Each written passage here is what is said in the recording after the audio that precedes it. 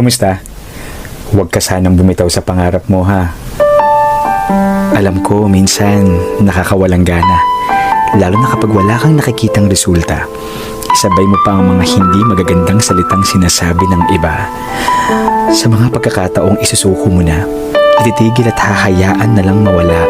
Balikan mo lang ang dati mong rason. Bakit ka nga ba nangangarap? Para sa pamilya, para makaahon, gamitin mo ang mga iyan na inspirasyon.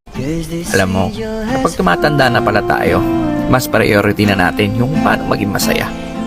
Marirealize mo na mas masarap i-enjoy ang buhay pag masaya ka.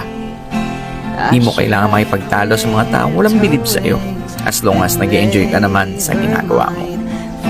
Maiksi lang ang buhay natin, hindi natin kailangan makipag-argumento. Positive people will always choose happiness. Kaya kung saan ka masaya, tuloy mo lang. Enjoy lang natin ang